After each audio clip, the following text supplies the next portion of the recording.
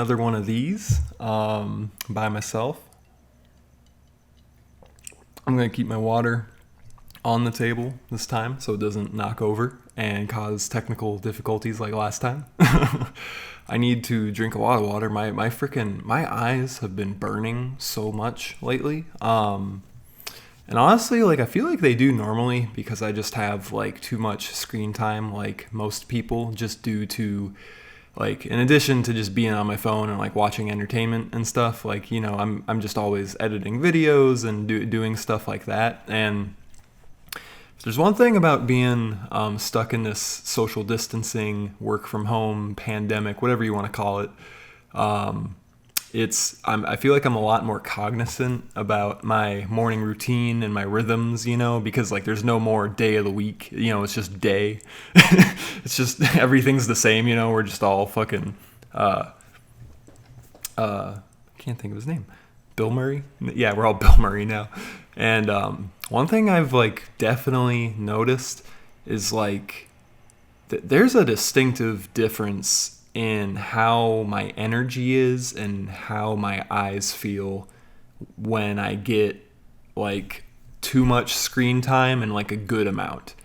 And the good amount is so much lower than I feel like anyone, including myself, normally gets, you know, like doctors recommend like not using screens for upwards of 3 hours before bed, and because no one's doing that at all, you know, they try to tell you like don't use it 1 hour before bed, and people are picky about even that, you know. But I try to, when I'm editing and stuff, like take breaks when I can, like every 20 minutes or every hour when I remember to, because otherwise like it's a day like today where like I was just at my desk for way too continuous a period of a time, and now like I just feel like freaking fried, you know.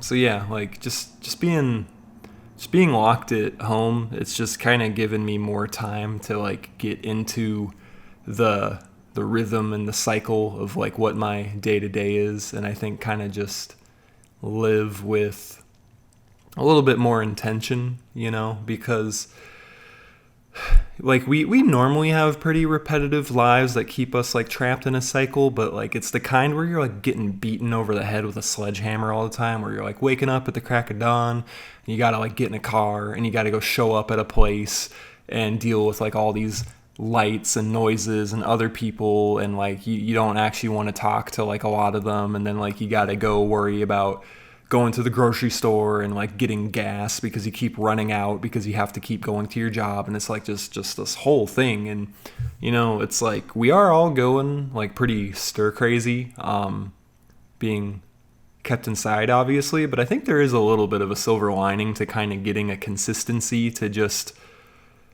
the day in day out thing, you know, kind of like in Groundhog Day, where like he just starts like picking up like a bunch of skills, you know. Like I've kind of noticed like with like the foods I cook repetitively, like I'm just getting a lot better at them, and I think it's because I've just had like this concentrated amount of time to like focus on what I'm doing and just like try to like get good at it, you know, because I'm just like, all right, this is what I'm doing over and over and over again. So one thing, I was listening to like a podcast or a show or something recently, and one thing one person said that was like a little bit haunting, but I think that you can flip it to be positive, is they said people, here I have it like, yeah, they said people only think about living when they think about dying. And that one kind of hit me a little bit, because like I get what they mean, because I think that it's like really easy to take your day-to-day life for granted and just kind of remember that like you wake up every day and just kind of assume that everything's going to stay the same forever, you know, and you just don't super think about living while you're doing it. You know, you think about your life and like the things that are like important to you and your matrix or whatever, you know, it's like your job and the thing and your goals and your things, you know, but it's like now we're like really being forced to like boil this stuff down to like brass tacks, and I think everybody's kind of being forced to, you know, obviously think about their jobs and money and like where they're gonna live and stuff like that. But even past that, you know, it's like everybody right now is being forced to think about friends and family members, across the globe, just because there's so much uncertainty about, just health and, and it's like none of us are able to like really go anywhere, see each other. So I think we're in some ways appreciating each other a lot. And, there's so much free time on our hands, so it's like some people are really picking up new hobbies and getting excited with those sorts of things, or maybe they're having FOMO for the things that they wish they did when they were able to go out and go do those things. I think a lot of people right now are probably thinking like, as soon as I get out of this mess, I'm going to go start taking this class, or I'm going to go travel to this place, So like, yeah, like the idea that like people only think about living when they think about dying, like the whole, like once they think something's going to be taken away from them, that's when they like start really considering like, what is this thing that I have here? David Foster Wallace has this really good speech called "This Is Water," and he opens it with this story about these two fish, and one fish says to the other, Hey Dave, how's the water today? And then the other guy says, what the hell is water? And he goes on to bring about the point of, things that are so intrinsically part of the fabric of reality that we don't even think about it, kind of like a sound that you don't notice until it's turned off, a hum that's like perpetually in our ear. And I think those are just kind of the sorts of things in our lives that we take for granted. And for me personally, where I've been trying to just take some moments of appreciation is, for one thing, like for the most part, when I've been like cooking my meals every day, I've been mostly going outside into like our backyard area and like eating outside, and I'll like leave my phone indoors, and I've just kind of been mostly just like eating like out in the sun and like taking in just like the environment a little bit, just looking at like the clouds and like the trees and stuff like that, kind of just putting my feet in the grass and stuff like that, and just kind of like just really taking in the present moment and listening to the birds and stuff, because just even at the simplest level, for taking things for granted, just like really coming to understand like what the gift of life and having another day is, Like, not even just, like, the gift of having a meal, but just, like, having the gift of, like, having another day. Because one thing I'll say is, like, there was this one week where, like, I was only doing that with breakfast, and every single breakfast I was out there in the same place around the same time, and, like, the morning, like, sun was, like, hitting me in the face, and every time I wound up there, I would feel like, oh, here I am again, And at first, it can kind of have that almost like monotonous feeling that can like kind of make it sad, like, oh, my life is repeating itself. But then, like, I didn't really want to let my brain like slide that way, and instead I really tried to like savor the, just the niceness of what it is, and kind of became something now to where I really get to look forward to it, because I'm like, oh, well, this is part of my day. It's like, this is the morning and this is breakfast. It's just one note of many notes of my day that I get to have each day, So it's like right now it's nighttime and I'm going to go to bed a little bit after this. And then tomorrow I get to have another morning, and that's really nice. And one day I won't have more mornings, and that sucks. And right now I think it's like a good time to just, I don't know, just be cognizant of that sort of thing and not, dwell over it, but just, I don't know, just take a beat to enjoy something without background noise or background screens or whatever, and just kind of sit in something that you're given every day and, just kind of enjoy it for what it is. Because, it's been nice too, kind of eating like my dinners like around sunset outside and enjoying that too, and kind of like getting the different notes of like morning and night, and kind of just enjoying, all these like little, I don't know, the world's an amazing place, and it's just, it's nice that we get to be, I guess, just blessed with like these very basic things that you can enjoy each day, That's all.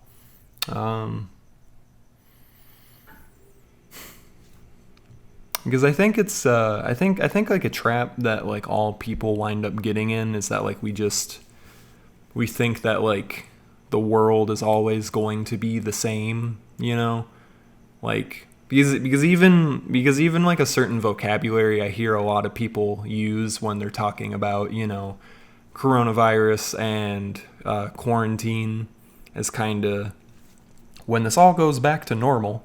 And it's like, I don't know if this is necessarily going to go, quote unquote, back to normal. It's like, even once we get a vaccine, it's like the masks might not go away for 2 years. Like, who knows? It's like, I might want to go to the grocery store with a mask on until 2022. Who knows? Maybe everybody will. Because, it's just like, we have like this incredibly small sample size for what life is and what the world is based on what we've experienced, and we always just assume this is how things are going to be. And like I think about the climate scientists who always talk about how like it's just extremely ignorant of us to like picture our grandchildren's life and think like, oh, the world that they're going to be running around in is going to look like the environment that our childhood looks like. Like, no, it's like going to be fundamentally different, especially if they're living in like coastal cities, for instance, It just takes like a certain level of imagination for what the future can be and a little bit of, I think, perspective of how different the past used to be to realize like, hey, like things are never really secure, and things change all the time. So it's it's like, as much as I want things to like go back to normal, or at least as close to it as we can, it's like I think that is a little bit of a mental trap we put ourselves in, where we try to cling on to this idea of like things are always going to be the same, because it's just, I think that perspective can be a bit limiting because it makes you like less equipped for change, and you can kind of wind up getting a little bit frozen or like emotionally crippled, and rightfully so. It's like I do it to myself all the time. Like I'm not even that great with change, honestly. Like all my close friends know that. But it's like one thing I joke about sometimes is like if millions of years ago aliens, were like in a getaway spaceship trying to get away from some other aliens, and they flew over our planet and they landed to like catch a breather, like in a sci-fi movie, and there's always like different types of planets, like this is a lava planet and this is a water planet, whatever. If some like intergalactic like beings like landed on our planet a few million years ago just to like catch their breath in a cave or something, they would have landed on a monster planet, dude. Like literally like this place at the dawn of its life, with all of its like mountains and giant like red forest trees or whatever, there was just nothing but monsters living here and volcanoes. Like this place was straight up like Wrath of the Titans. You know what I mean? Like just nothing but like 60-foot walking like bird reptile motherfuckers and like 30-foot wingspan flying beasts and megalodons and just super volcanoes, and like we're just living in the ashes of that. And like never mind the Ice Age where everything was just big and goofy, the goddamn giant sloth just roaming around, like what the fuck? And it's just like human beings are just living in the ashes of that, So it's like things be changing all the time, and it's like with viruses, it's like, up until this point, it wasn't really all that well known by Americans, like how many people influenza kills per year. And it's like now I think people have a little bit more, myself included, like I didn't really know. And I think now like Americans have like a little bit more like general knowledge, about like viruses and just how like this is one of those other unknown threats that are out there, that just kind of keeps our, sorry, I just got to make sure that the camera's recording every now and again. It just keeps our world on its toes, but it's just like, yeah, man, it's like, I don't know if things are going to be the same later, but we just got to keep pushing forward and just, be grateful for the things that we have, even if it's as simple as just like, another morning. Morning is nice, Just go feel, I sound like a hippie, but just go feel a leaf sometime. Go look at, just go, next time the sun is hitting a leaf, go look at it. Go look at how fucking cool science is, It's there's things all around. I sound like Insane Clown Posse. They're like, magnets, how the fuck does that work?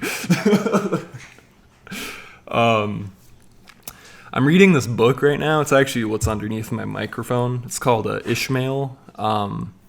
It's technically called Ishmael, An Adventure of the Mind and Spirit by Daniel Quinn. My brother Sean gave it to me for Christmas. He reads like a motherfucker. Sean's already read 13 or 18 books this year or something like that, and our grandfather, he reads a novel a day, so I've been trying to get at it. This is only the first or second book I've read this year, I think, and I know I should probably know if it's the second book I've read or not, but I actually don't know.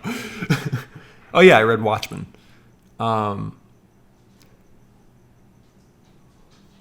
Yeah, this book's really freaking good. It's about this I'm gonna give a little bit of spoilers, and Eli is reading it too. So Eli, you can skip forward a little bit if you're watching this, but I don't know if you are.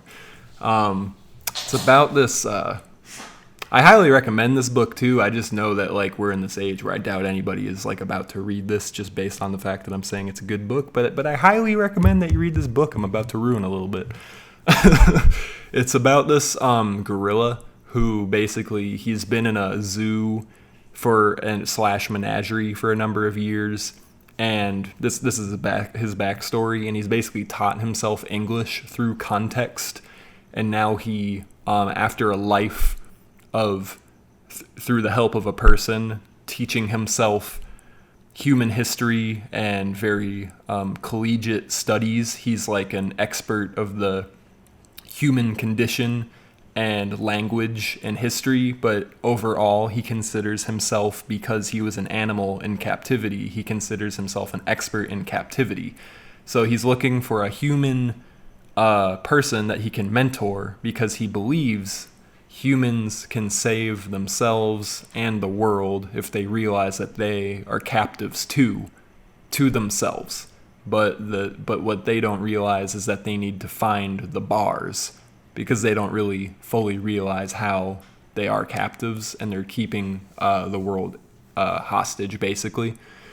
And he's trying to explain to this guy what people do and have done through civilization to keep the world at bay of self-destruction, basically.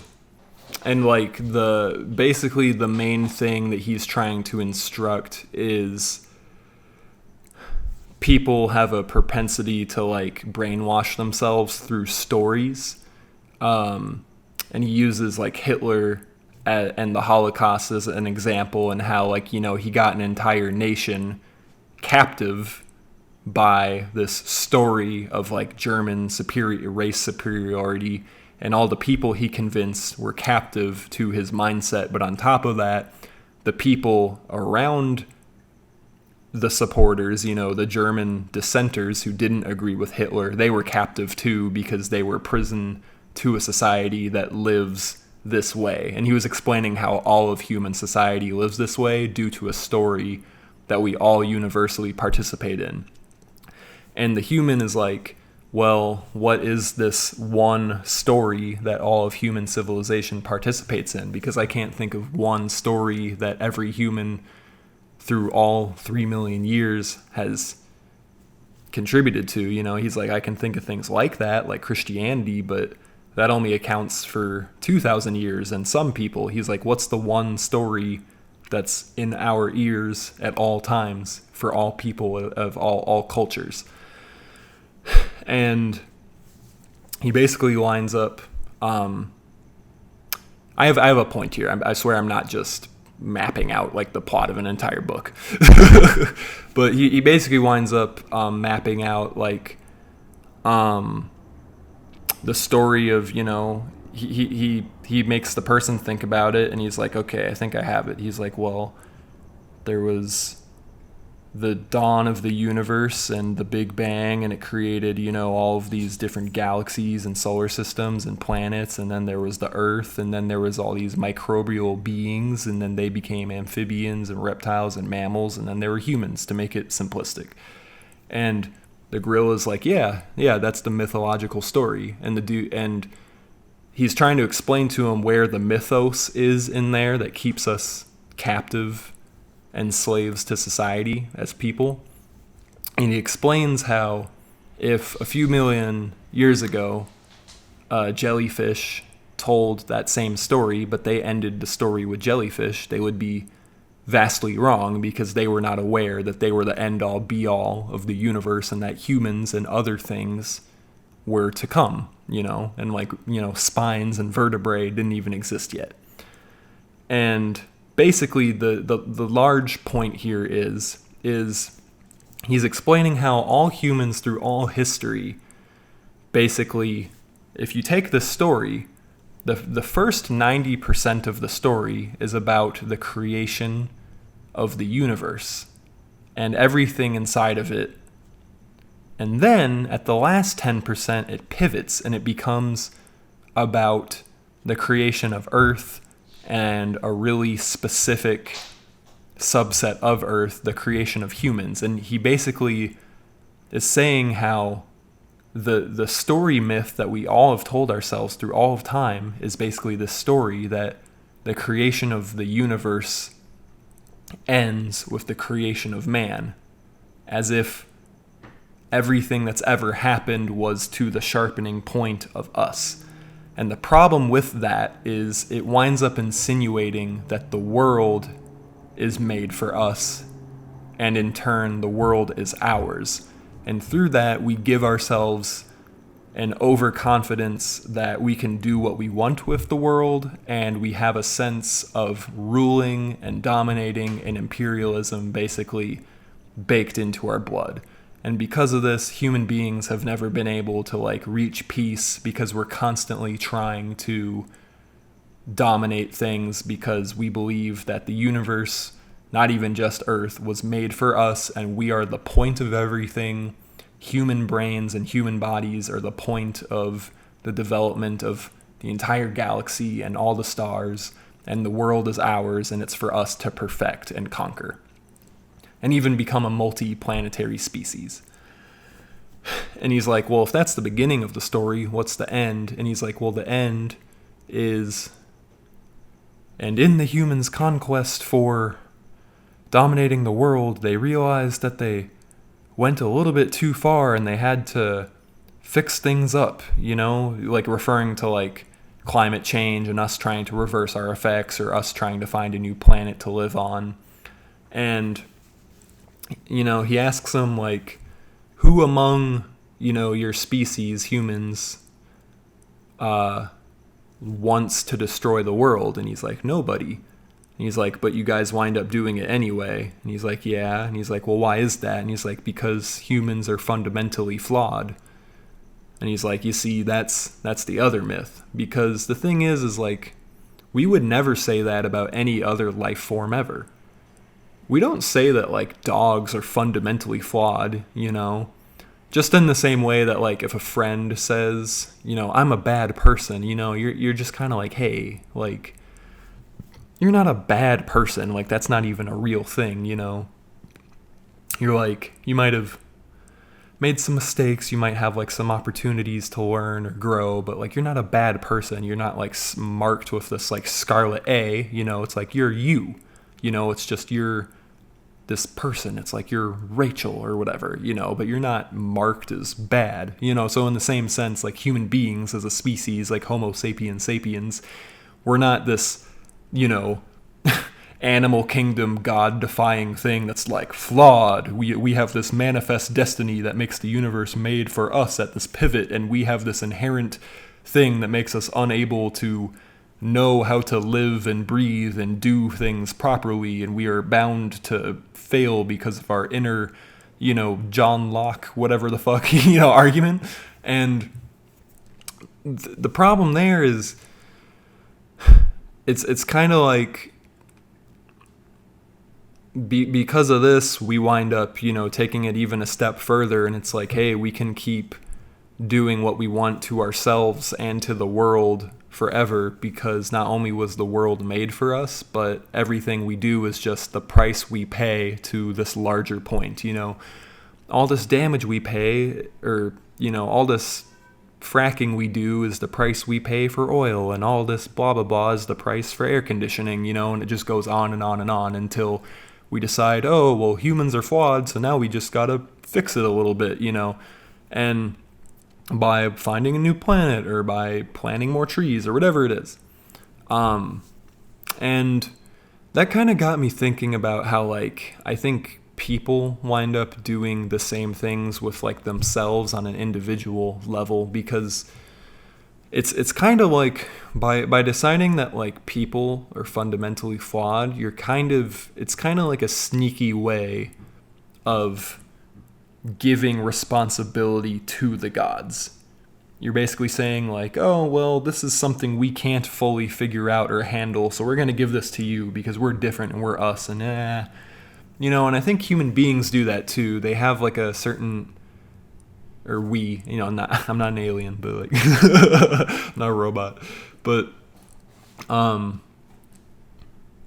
think that we have a certain capacity to think of ourselves as flawed and imperfect, which we are, obviously, but see, that's where I almost said that's what makes us human, but I don't think that necessarily is what makes us human. I think our spirits and our curiosity are what makes us human, and flaws and things, I don't think that they're necessarily what makes us human, but they're rather just expected parts of life that you don't need to feel terrible about to continue to self-improve. But I don't think it's the defining feature of us, because it becomes this thing where you can start using it as a badge or a hall pass to shitty behavior.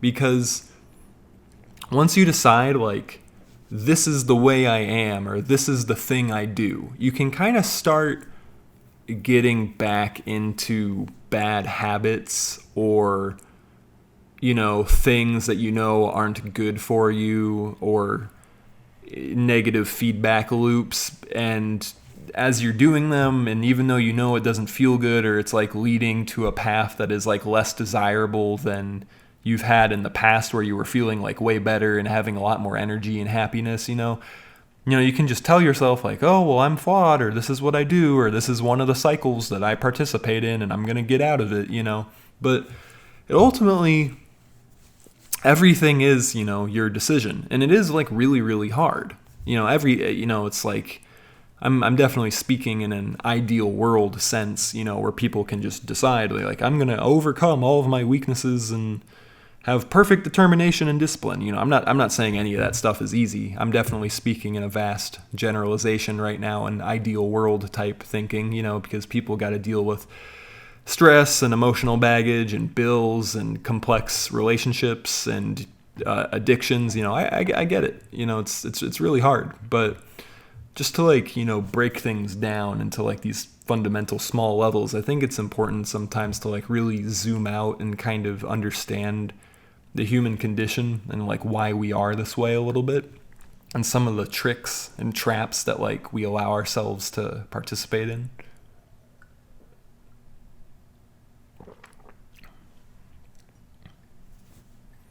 Because I was listening to another interview, and one thing somebody was saying about all the really religious people right now going through COVID-19, and how some of the churches aren't closed, and how people are still going to church, but they're praying away the virus. Is they were saying you got to help God. It's you can thank God and everything, but you got to help him. It's stop spreading the virus. And on top of that, he was saying take care of your health. He was talking about all these people that pray for better lives and better bodies, but they then go on to disrespect the life they have and the body they have with just continued persistent bad behavior and bad health, and how it's hey man, you can't just put all of this onus on God if you're not putting in a little bit of muscle too. It's all it's nice to ask people or the universe or whoever for help. But, you know, it's like you got to have some agency yourself, you know. I finished rewatching The Last Airbender, and there's the episode, The Painted Lady, where Katara starts fixing up the polluted town for them, and then they find out that she's not like an actual god, and they get mad at her, but she's just like, listen, your spirit might not be real that's overwatching you, but your problems are, and you can't just wait for somebody to come in here and solve them, you know. And she's like, I was happy to do that and deceive you guys a little bit, but now that you know the truth, you guys gotta pick up the pace and start doing this yourself. And then they do, and it takes them about a week, and then they're good, you know. And I think people just get really caught up in the idea that things are going to be difficult and take some time, you know. But it's like, if you just carve, you know, 10 minutes a day into something that you want to work towards, you know, it's like after a month, that's 300 minutes. It's pretty good, you know. And because, you know, it's like not even just religious people too. It's like atheists. It's whoever, you know. It's like you can be waiting for the supermoon to come and setting your intentions. You can be like really into crystals and yin yang stuff, you know. But it's like none of that stuff winds up doing you any good if you're not applying the momentum and concentrated behavior forward, you know. Because it's like, if you're one of these, you know, people who like is all about like setting intentions, you gotta follow through a little bit too, you know. And I think right now, everybody being locked inside, it's just a good time to do that, because we're being forced to have all these repetitive days. So it's like, okay, am I gonna, you know, stay up till 3 a.m. every day and kind of just binge, you know, Netflix until my eyes bleed, and just be worried and panicked all the time, and wake up and just be freaking out and just have like terrible health, and just kind of be like indulging my negative thoughts constantly and not allowing myself to catch a breath and never get any sleep and just go further and further down the drain? Or, you know, am I going to be marginally freaked out every now and again and journal about it and just kind of, you know, slowly but surely pick up the pace and, you know, just try to work towards something each and every day? And, you know, not to say that other people don't definitely have it like a lot harder out there, you know. You know, everybody's on a different scale of difficulty, and it's just, but I think no matter who you are, it's just like you kind of have to decide, like, you know, how am I going to think about this situation that I'm in, you know. I watched Tigertail on Netflix, and it was really freaking good. Not to be confused with Tiger King. It was Tigertail is a movie directed by Alan Yang, who is the co-creator of Master and None, and he also directed the Moonlight video for Jay-Z, which is like really, really good. Dude, this movie fucking tore me apart. It was so goddamn good. Like, I don't think anything like really makes me quite as excited as when I see a movie that's just really exceptionally good, and it's just, the cinematography is amazing, and the story comes through, and it just is like hitting me with all the feels, and it like transports me to another place, and it just makes me feel inspired, and like what, like I want to like go make something myself, you know, just as good. And like this movie totally did that. Alan Yang's just like a really, really good filmmaker. Master of None always was like a big influence on kind of like how I like to film and light things, and like you can totally see how like Alan Yang's like I don't know, like directorial sensibilities on that show like carry over here, or at least like his sensibilities within him is just consistent, you know, because this movie just was like the aesthetics of that, but like on steroids, because it was shot in like Taiwan and America, and it's just freaking gorgeous. They did it on 16 millimeter, and it's like it's just like this really gorgeous movie about love and family and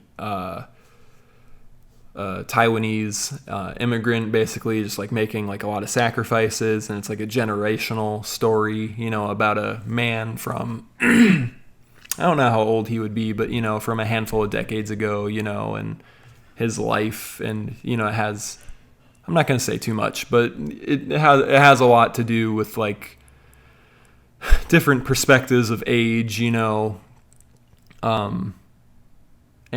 it just, man, that movie just like sucker punched me in the gut. It's so damn good. And what's crazy too is it's rated PG, like not even PG-13, and like it did so much with just within that lane. Like it didn't really need to like curse a ton or have like anybody like smoking on scene or have like overt sex scenes or anything, but it was totally like an adult mature story, but it's just anybody could watch it, and it was just like one of those just classic good stories. And the whole time I was watching it, I was just thinking like, man, if this was like drawn, like this could be like a classic like Disney movie, honestly. And it just made me think about like how, I mean, I already think about this, but like just how atrociously bad the current live action Disney movies are, and how like they just look like these like overlit, saturated like fan art that doesn't even look like actual anything, and how like the original Disney movies that are like drawn with all this character and love and warmth, and nostalgia just like baked into them, that like really made you feel something, and you were like immersed in this world of feelings. And a lot of times relating to like family and love, Lately they've been trying to like make these live actions versions of that, and I think like getting that feeling to translate over, they've just been missing the mark completely, which sucks because there's tons of live action movies that make people feel that way.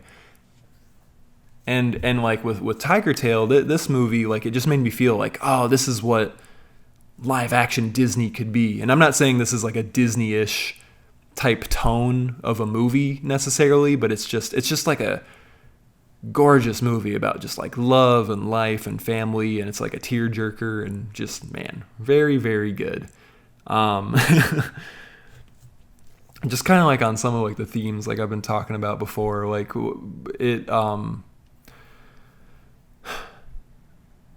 definitely with him being, I'm gonna try to like not give away story points as much as possible, so if you're gonna watch this, like obviously I might say a spoiler or two, but if I wind up describing a scene, I'm gonna try my best to not describe what's happening in the scene, but describe the style of it. So I'll say there's a montage, but I won't say here's what happens within the montage, if that makes sense. So you can decide to listen to this part or not.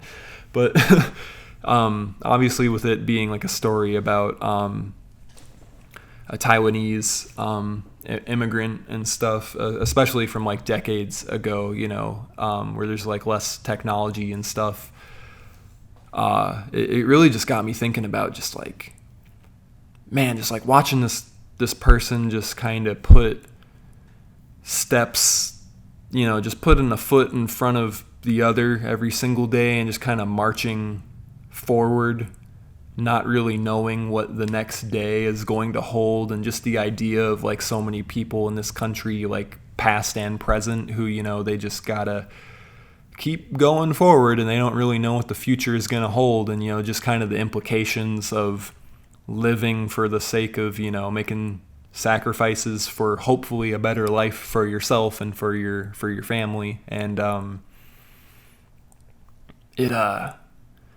yeah, just really beautiful movie. And there's this, and like that again, that just kind of got me thinking about the situation like we're all in right now with like this global like lockdown that we're all in. Although I bet there are a lot of countries that maybe aren't quarantined, who knows. I should probably know that. But yeah, just kind of like I was saying, like we all right now are kind of like in this like unknown dark tunnel, and like we just really don't know what's going to wind up being on the other side of it, but we just got to keep marching forward anyways, and just hope that tomorrow is going to be good, and just enjoy what winds up being presented to us in it anyways for the sake of it, and it's like there's going to be sacrifices made here and there, and you just got to come to not really expect anything and just enjoy things while you have them. And with Tigertail too, I love movies that transport you to other places and like really are like fully immersive with environment, especially that like show you like other countries. And I really like movies that are like really active and show people doing like a lot of activities and building a life. And this movie just kind of had a lot of that, you know, and like just a lot of, you know, building things from the ground up and starting with nothing type, you know, whether or not you're finding somewhere to live or somewhere to work or whatever it is, or, you know, decorating. And, you know, it's funny. It's like now, like, I think I think for a lot of like, for one thing with like Americans, like we haven't had like a war on like home turf, you know, and none of us have really expected to have like our freedom compromised or whatever, you know. So like this is so blindsiding for a lot of us. But then also for a lot of like younger generation that isn't like as used to the idea of, you know, maybe just like signing up for hobby classes or like giving themselves like things to do. And, you know, actually I can't really say that because like our younger generation also are like some of the biggest go-getters in the world in terms of being like young entrepreneurs or self-starting artists. And there's also tons of older people that are hard to be self-starters. I think that's just like a human condition. But like, I don't know, like a lot of times at least, you know, you see like the tone of Twitter, you know, being so like sarcastic and ironic about everything and always, you know, having kind of this groupthink tone about not wanting to like try with stuff. I feel like, you know, it's like I you know, for some people I think like the closest thing they have to like grinding away and building something up from like the ground up of like, you know, it's like their new like Animal Crossing game where it's like, crap, I gotta go get like 15 tree branches to build this saw, and then I gotta go use the saw to get these ironwood fences, and then I'm gonna get the bigger house and the bigger house and then you know, and then I'm gonna start getting all these trees and then build the bridge. And that, you know, it's like in an Animal Crossing right now, everybody's, you know, grinding away and building up their town and scaling things and like making a community. And it's kind of like this like hobbyist Zen garden of a game where everybody, you know, is like, it's one of these games where like literally to get the full enjoyment out of it, you gotta like put in a lot of time and just enjoy the destination part of it, you know, and in pursuit of the end goal. And I think that's like something that people can be afraid to do in real life a lot of the time. Because I was watching this movie, and like there's this montage where it's just kind of showing his day-to-day life repeating a lot over and over again. And, you know, it's, you know, like just the ups and downs, and kind of like I was describing earlier, like every day, like I'm out there eating breakfast outside, you know, with like the morning sun hitting me, and then later it's like me eating dinner out there, and it's like more sunset vibes, and, you know, inevitably I wind up brushing my teeth every night, you know. And it's kind of like the whole Squidward episode of SpongeBob where he's living in the suburbs repeating his day every single day, and it's like him in the cubicle, him in the car, him in the house, and you know, it shows him doing the things he enjoys and the things he doesn't enjoy, but like his smile's like turning into a sad face over time, and it just shows like the monotony, you know, turning into sadness. And with Tigertail, I found this kind of version of a montage to be really happy, because I kind of viewed it as like, even though it was difficult, like this person who was like putting his everything into, I don't know, the pursuit of another life that ideally was going to be, you know, better for himself and for his future. But then on top of that, you know, when it's all cut up and spliced up the way it is in a movie, and it has all these like selective little moments, you know, it's like all these like little individual moments that makes up his life are like really beautiful, you know, and they just look really, really pretty. And something I think about is like a few years ago when I used to get like a little bit more panic attacks about like time and things and like dying and things like that. One thing is I remember I got into this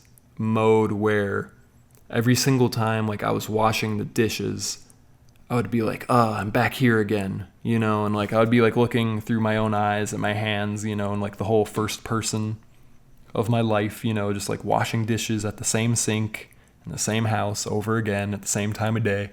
And like, I just hate washing dishes. And I would just be like, and I would just start thinking like, oh, I wonder how much of my life is washing dishes. And I would think about, the days and weeks and months that my life technically is just doing that. And I'm like, oh, I wonder if 8 months of my entire life is just doing this boring, shitty task. And it made it to where every single day where like I wound up back there in that moment, it would instantly like make me sad because it almost felt like all of the other moments in between it didn't happen, and like I just kept teleporting there, and it almost made the moment feel infinite, like it was like this purgatory thing.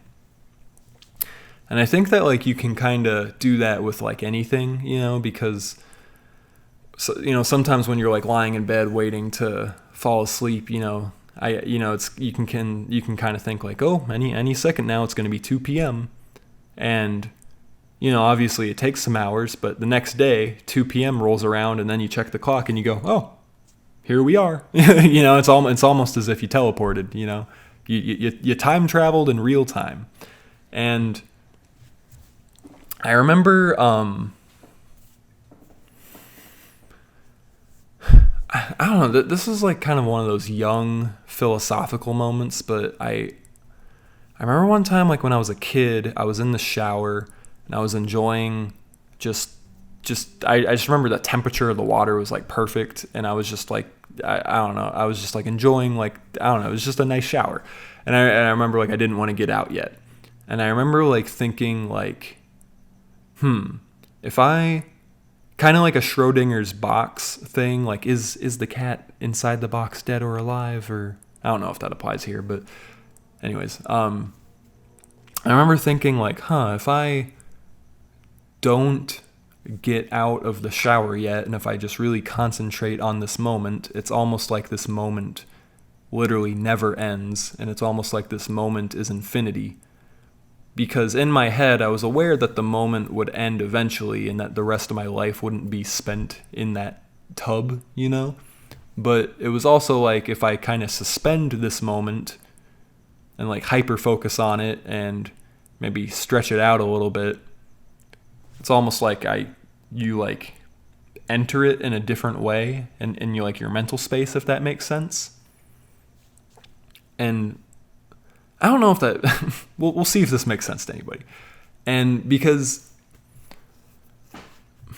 and that's kind of how I think of that scene in Perks of Being a Wallflower where he says like, in this moment we are infinite, because it's almost like because like in the movie Interstellar, for instance, like when he goes into the black hole at the end and it shows this one moment in time, but it's like stretched infinitely in all directions through space. It's kind of like our world is a 3D shadow of a fourth dimensional world, and like time is this multi-dimensional thing that we only look at one way, but every moment is like infinite, if that makes sense at all. And it's kind of like you can, I think in the negative sense with like the dishwashing analogy, you can trick yourself into thinking that negatives are going to last forever, So if you're in a rough spot in life, or you don't like something about your life or yourself, you can trick yourself into thinking, I'm going to be this way forever and things are going to be this way forever. And usually that's not true. It's like you see with yourself all the time. It's like, no, it's like you change and your situation changes and your friends change and the way you feel changes, and your energy fluctuates, and you can get better and feel better if you decide that you want to, and you just kind of have to put your mind to it a little bit. And I think that like in the same way you can kind of choose to make happy moments kind of feel more infinite if you decide to like really tap in with yourself like what the present moment means. And I think meditation like really helps people access that part of the brain and spirituality a little bit more, because once you're able to kind of melt down, all of the layers and all the collateral of, like phones and brain busyness and thoughts that are like,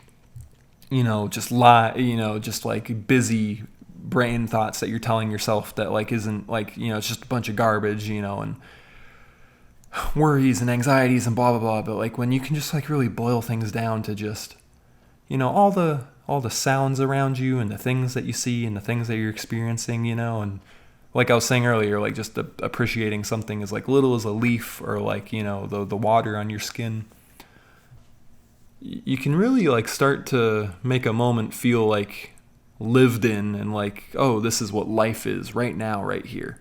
And so when I think about Tigertail and this montage of this guy, and his day-to-day, I don't want to ruin the movie, which this doesn't ruin the movie, but I just don't like giving up scenes.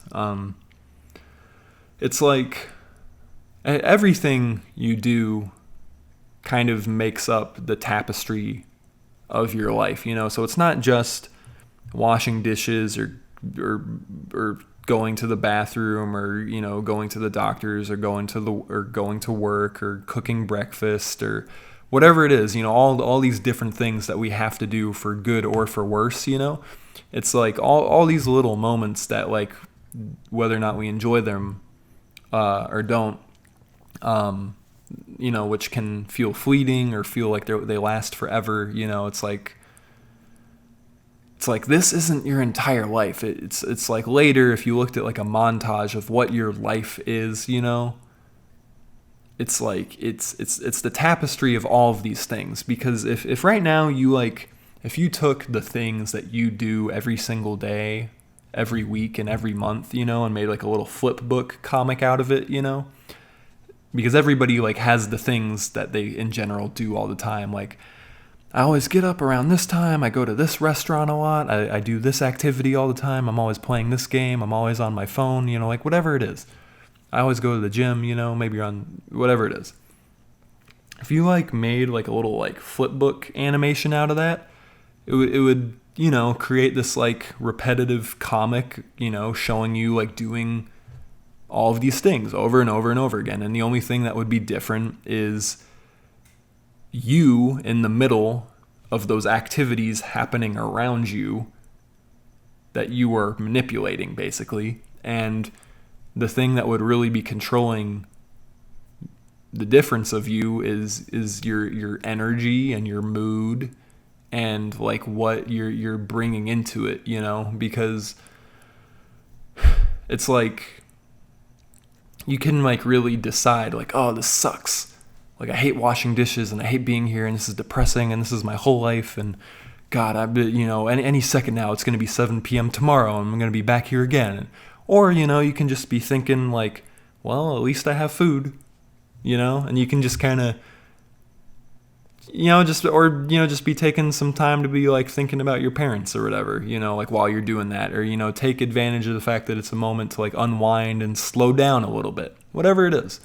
But I think ultimately, it's like if there was like an invisible filmmaker right now filming you, making a highlight reel of your life, making the documentary behind the scenes story of you and your rise to success, it's like, what would that look like? And ultimately, like a step past, what are you doing and the choices you make for activities, but, how are you choosing to bring a certain mood and attitude to it and enjoy it, and like what level of attentiveness and intention are you deciding to bring to it? It's like, are you just going through the motions and thinking about other stuff and distracting yourself with phone and with snacks and with drugs and with just like all these things, just basically taking your sensories and just, hitting them over and over and over again with like distractions to make sure that you're like stimulated constantly to the point that like your brain is fuzzy, you don't even know what you're thinking about anymore, and you just kind of have this like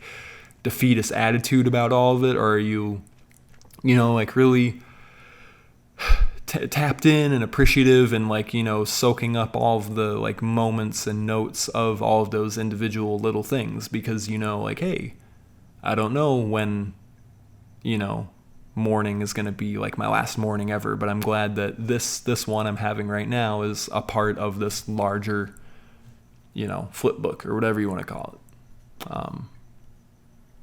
I hope some of that made sense.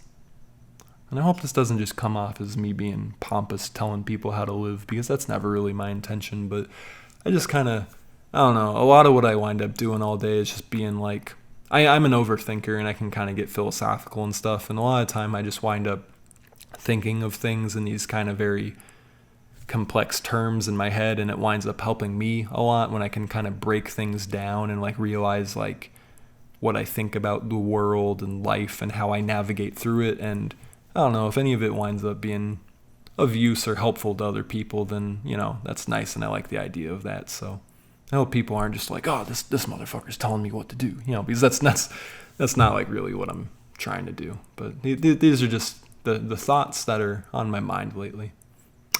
Yeah. Well, because I don't know. I think ultimately, like, people, the things that stop them the most is they dislike when something is going to take a long time, or if it's going to take effort.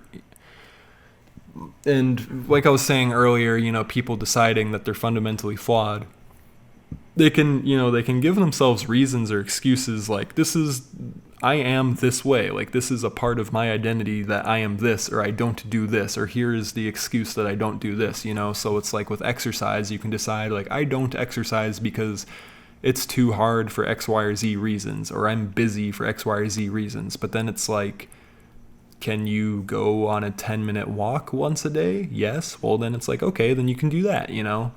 And it's like, I don't have time for hobbies, or I don't have an interest in anything. It's like, well, have you gone on Google or YouTube and typed in top 3 whatever blah blah blah and seen what you could manage to do? You know, it's like just little things here or there, you know. Because I like drawing, for instance. Like, I think I'm somebody who thinks like anybody can draw, really. Like that's a skill that I think anybody can do if they just, you know, do it.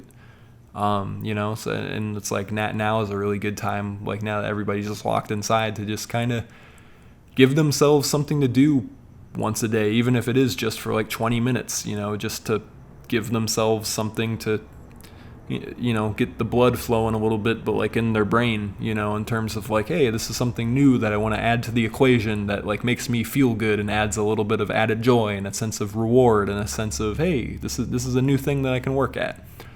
And, you know, that's all. And, you know, and it's like people look at the end result of like, oh, I'll never be Jimi Hendrix, or I'll never be Pablo Picasso, or whatever it is. But it's like, well, yeah, but only if you think about it that way, you know. But it's like, if you start, you know, carving away at something like 10 minutes a day, whatever it is, it's like that winds up adding up. Because it's like Headspace, for instance, like I do my 10-minute meditations, and now it says I've meditated, I think, 2,047 minutes, and I think that like winds up being like 33 hours or something. So it's like, okay, shit, now like an entire day and a half of my life lived is just doing that. And I think that's pretty sick. So I don't know, I encourage people to ironically get out of their heads a little bit and just kind of be immersed with the things around them and appreciate stuff.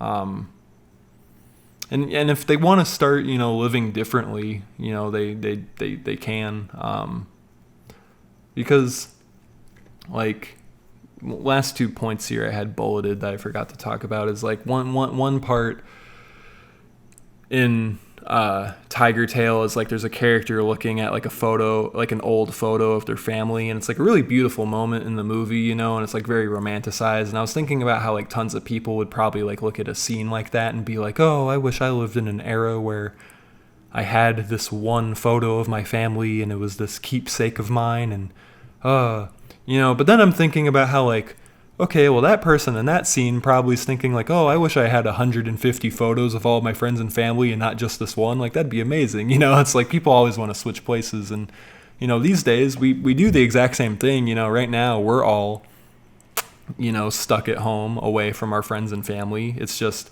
instead of having this one prized memento that we cherish, we're all on like Instagram doing it in this super unbalanced way, not only just looking at our family, but looking at photo after photo after photo, and then getting hooked into stories, and then blah, blah, blah, blah, blah, blah. And then you wind up like me, and you have like these like screen burned eyes, and it's like we wind up just doing things in a very indulgent, unintentional, unbalanced way a lot of the time.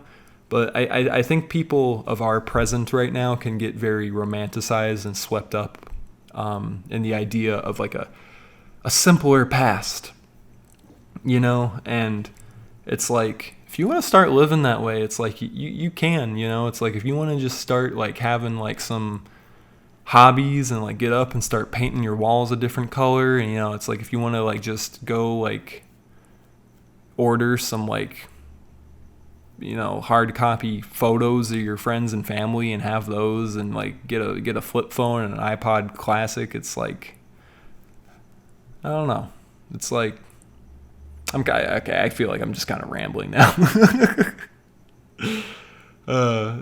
The one other thing is, I have been missing my friends and family a lot, but the one thing like I do really miss about normal society right now is just kind of the little moments that like I get to have with like just the world around us and like strangers and stuff. I love when like I just get to have like a really good conversation with like a stranger up on like a mountain, or like a bus, or at work, somebody I haven't met before, or like a grocery store person, whoever it is. And it's just, it's like, maybe I run into the person again, maybe I get their number, maybe I never see them again for the rest of my life. But it's like those things, those wind up sticking with you, and they like give you a new perspective in the world, and it reminds you that, that you're part of this bigger thing, and it gives you a sense of community. And I think that's something that we take for granted a lot. It's like, I kind of miss my non-immediate community right now. And